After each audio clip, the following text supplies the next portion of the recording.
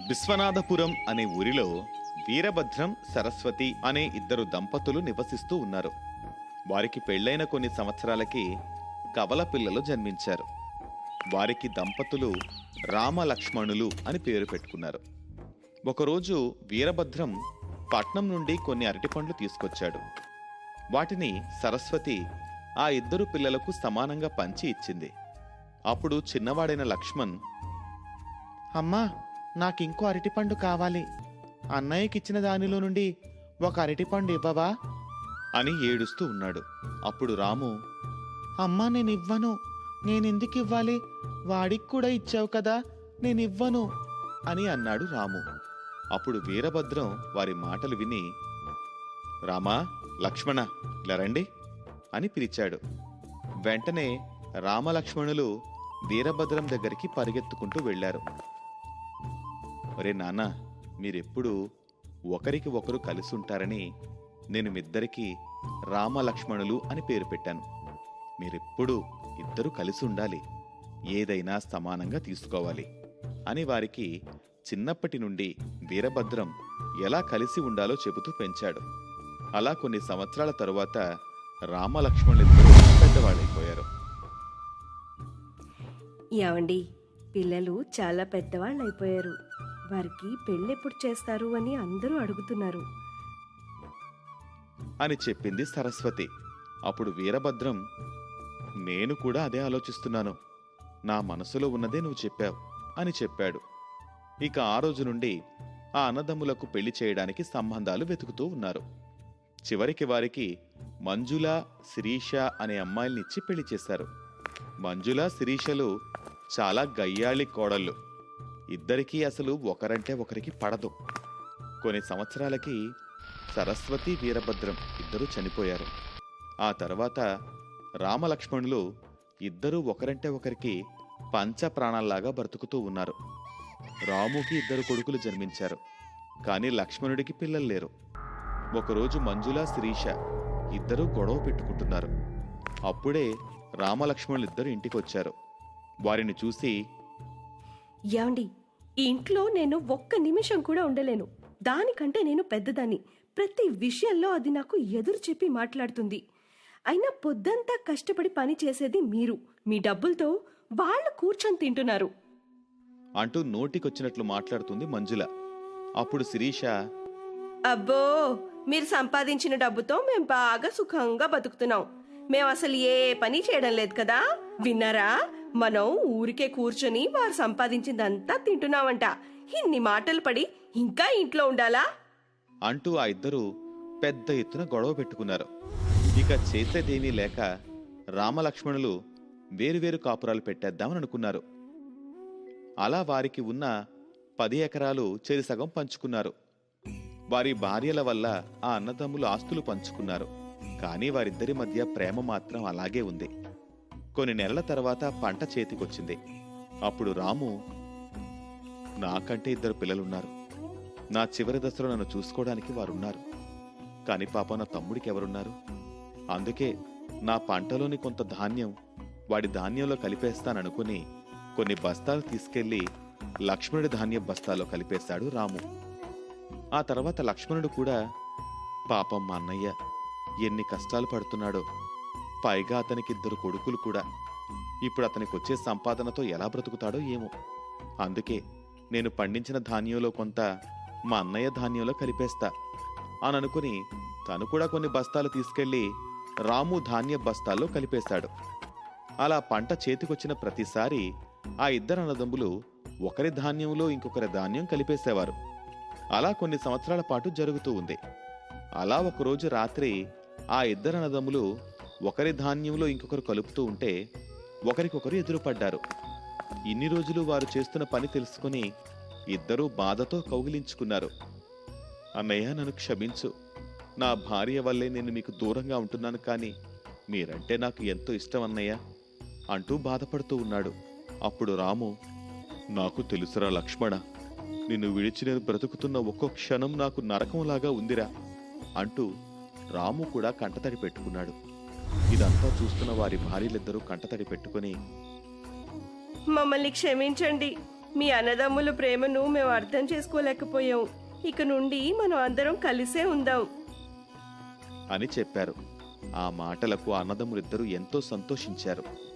ఇక ఆ రోజు నుండి వారు కలిసిమెలిసి సంతోషంగా జీవించారు. స్వరాజ్యం అనే ఊరిలో వీరయ్య రాధమ్మ దంపతులకు గీత, వాణి అనే ఇద్దరు పిల్లలున్నారు. ఆ ఇద్దరు దంపతులు ఎంతో కష్టపడి ఆ పిల్లల్ని చదివిస్తూ ఉన్నారు.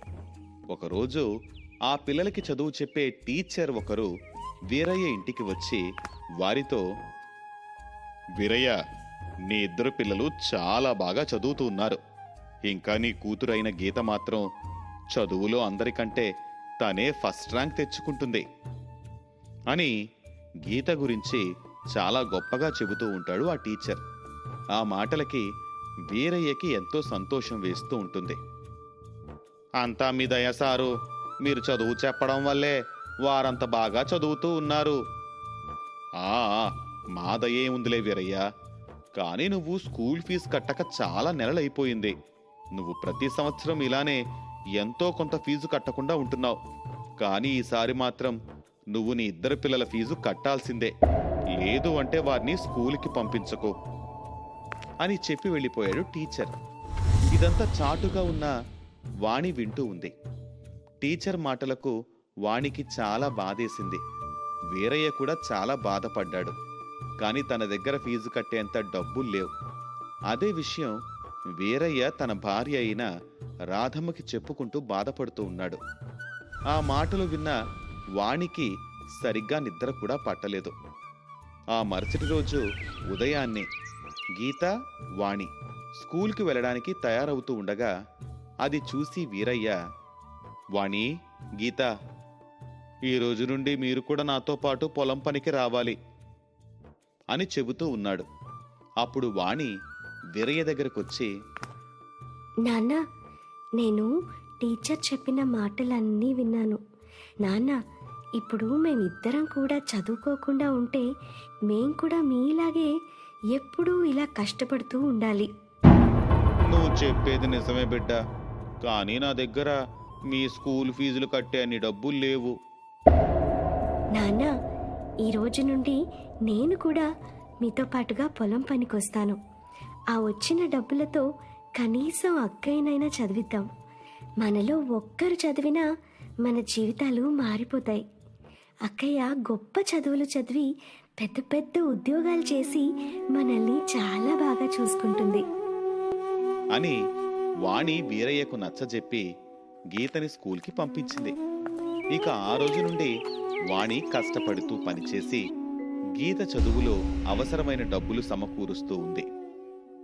చెల్లి, నువ్వు నా కోసం, నా చదువు కోసం ఎంతో కష్టపడుతున్నావు. నీ కష్టానికి నేను ఏమిచ్చుకోగలను? అక్క, నువ్వు బాగా చదివి పెద్ద ఉద్యోగం చేస్తే చాలు. అదే నువ్వు నాకిచ్చే పెద్ద గిఫ్ట్ అంటూ బాధపడుతూ ఉంది గీత అని చెప్పింది. వాణి మాటలకి గీత కళ్ళల్లో నీళ్లొచ్చాయి. అలా గీత స్కూల్ చదువు అయిపోయింది. పై చదువుల కోసం సిటీకి వెళ్ళవలసి వచ్చింది. కానీ అందుకు చాలా డబ్బులు కావాలి. అంత డబ్బు వారి దగ్గర లేదు. నాన్న, ఈ చదువులు ఇవి అన్నీ డబ్బున్న కుటుంబాలకి మాత్రమే, మనలాంటి వారికి కాదు. నేను కూడా మీతో పాటుగా పొలం పనికొస్తాను అని చెప్పింది. అప్పుడు వాణి తన దగ్గర ఉన్న బంగారం అంతా తెచ్చి గీత చేతిలో పెట్టి, అక్క, ఈ బంగారం తీసుకొని ఎక్కడైనా అమ్మి ఆ వచ్చిన డబ్బుతో నువ్వు పట్నంలో చదువుకో. ఏ రోజు కూడా నీ దగ్గర డబ్బు లేనందువల్ల నీ చదువు ఆగిపోకూడదు. నేనుండగా నీకు ఆ పరిస్థితి రాదు, రానివ్వను కూడా. చెల్లి, ఆడపిల్లకి బంగారమే ఒక పెద్ద అలంకారం. అలాంటిది నువ్వు నా చదువు కోసం ఇస్తున్నావా? నాకు ఉద్యోగం రాగానే మొదటి జీతంతో ఈ బంగారానికి రెట్టింపు బంగారం నీకు కొనిస్తాను అని చెప్పి గీత ఆ బంగారాన్ని తీసుకుని వాటిని ఒక వ్యాపారి దగ్గర అమ్మి వాటితో వచ్చిన డబ్బులతో తను పట్నంలో చదువుకుంటూ ఉంది. వాణి మాత్రం రోజు కష్టపడి పనిచేయగా వచ్చిన డబ్బులో సగ భాగం గీత చదువు కోసం పక్కన పెడుతూ గీతకి అవసరమైన ప్రతిసారి పంపిస్తూ ఉంది. ఇలా ఉండగా ఒకరోజు వీరయ్య ఇంటికి వారి బంధువైన సరోజ వచ్చింది. సరోజని చూడగానే రాధమ్మ తనని కుశల ప్రశ్నలన్నీ అడిగి కూర్చోబెట్టింది. అలా కొద్దిసేపు సరోజ రాధమ్మ మాట్లాడుకుంటూ ఉండగా మధ్యలో వీరయ్య వచ్చాడు. సరోజా, ఎలా ఉన్నావు? నువ్వు వచ్చావంటే ఊరికే రావు, ఏదో కారణం ఉండే ఉంటుంది, ఏంటది అని అన్నాడు వీరయ్య. వీరయ్య మాటలకు సరోజ నవ్వి, అవును, ఇంతసేపు అయినా నీ భార్య కనిపెట్టలేదు చూసావు. ఏమీ లేదు వీరయ్య, మా ఊర్లో ఒక అబ్బాయి ఉన్నాడు. అతని పేరు కేశవ్. చాలా మంచి అబ్బాయి. వారిది పెద్ద జమీందారీ కుటుంబం. మీ అమ్మాయి కనుక వారింటికి కోడలిగా వెళితే మాత్రం తను రాణిలా ఉంటుందక్కడ అని చెబుతూ ఉంది సరోజ. సరోజ మాటలు విని వీరయ్య, నువ్వు చెప్పేది బానే ఉంది సరోజ, కానీ అంత పెద్ద కుటుంబం మన అమ్మాయిని ఊరికే చేసుకుంటారా? నిజం చెప్పనా వీరయ్య, మీకున్న ఆ ఒక్క 2 ఎకరాలు అమ్మేస్తే చాలు, మీ కూతురు సంతోషంగా ఉంటుంది అని చెప్పగానే ఆ మాటలు అప్పటి నుండి వింటున్న వాణి కోపంగా లేచి, ఏంటి, ఆ 2 ఎకరాలు అమ్మేయాలా? అదేం కుదరదు. అయినా నాన్న, ఇప్పుడు పెళ్లి అవి ఏం వద్దు. ముందు అక్కయ్య చదువు అయిపోయి ఉద్యోగం రానివ్వు, అంతకంటే మంచి సంబంధం వస్తుంది అక్కకి అని చెప్పింది. ఇక చేసేదేమీ లేక సరోజ వెళ్ళిపోయింది. పట్నంలో గీత చదువు అయిపోయి తనకి అమెరికాలో ఉద్యోగం వచ్చింది. ఆ విషయం తెలియగానే వాణి సంతోషానికి హద్దే లేదు. ఊరంతా తిరిగి ఆ విషయం అందరికీ చెప్పేసింది. గీత ఉద్యోగం మీద అమెరికాకు వెళ్ళింది. అమెరికా వెళ్ళిన కొన్ని రోజుల్లోనే గీతలో మార్పు రావడం మొదలైంది. తను బాగానే సంపాదిస్తున్నా కూడా ఇంటికి ఒక్క రూపాయి కూడా పంపించడం లేదు. తన కోసం ఇంట్లో వాళ్ళు కష్టపడ్డవన్నీ మర్చిపోయింది. తన సుఖం కోసం, తన సంతోషాల కోసం మాత్రమే ఖర్చు పెట్టుకుంటూ అమెరికాలో ఎంజాయ్ చేస్తూ ఉంది. పాపం ఇవన్నీ తెలియని వాణి పిచ్చిదానిలా అక్క ఉద్యోగం చేసి తమని బాగా చూసుకుంటుంది అని అనుకుంటూ ఉంది. ఒకరోజు వీరయ్య పొలంలో పని చేస్తూ ఉండగా కళ్ళు తిరిగి పడిపోయాడు. హాస్పిటల్లో చూపించగా వీరయ్యకు గుండె ఆపరేషన్ చేయాలని చెప్పారు డాక్టర్లు. కానీ దానికి చాలా ఖర్చు అవుతుంది. అప్పుడు వెంటనే వాణి గీతకి ఫోన్ చేసి, అక్కయ్య, నాన్నకి గుండె ఆపరేషన్ చేయాలంట, దానికి చాలా ఖర్చు అవుద్ది అని చెప్తున్నారు. లేదంటే నాన్న ప్రాణాలకే ప్రమాదం అని చెప్తున్నారు. వాణి, అంత డబ్బంటే నా దగ్గర లేవు. మీరే ఎలా అయినా సరే రెడీ చేసుకోండి, నేను ఇక్కడ చాలా ఇబ్బందుల్లో ఉన్నాను అని చెప్పి ఫోన్ కట్ చేసి తను మాత్రం మంచిగా కార్లలో తిరుగుతూ ఎంజాయ్ చేస్తూ ఉంది. గీత మాటలకి వాణి ఆశ్చర్యపోయింది. అప్పటి నుండి గీతలో వచ్చిన మార్పుని గ్రహించింది వాణి. వాణి చాలా మంది దగ్గరకు వెళ్ళి అప్పు అడుగుతూ ఉంది. అమ్మా వాణి, ఇప్పటి వరకు నువ్వు మీ అక్కయ్య చదువు కోసం చేసిన అప్పునే ఇంకా కట్టలేదు. ఇంకా డబ్బులు ఇవ్వడం నా వల్ల కాదు అని చెప్పాడు వ్యాపారి. అలా ఎవరిని అడిగినా కూడా వాణి తన అక్కయ్య కోసం చేసిన అప్పునే కట్టకపోవడం వల్ల ఎవ్వరూ డబ్బులు ఇవ్వలేదు. ఇక చేసేదేమీ లేక వాణి తనకున్న 2 ఎకరాలు అమ్మేసి వీరయ్యకు ఆపరేషన్ చేయించింది.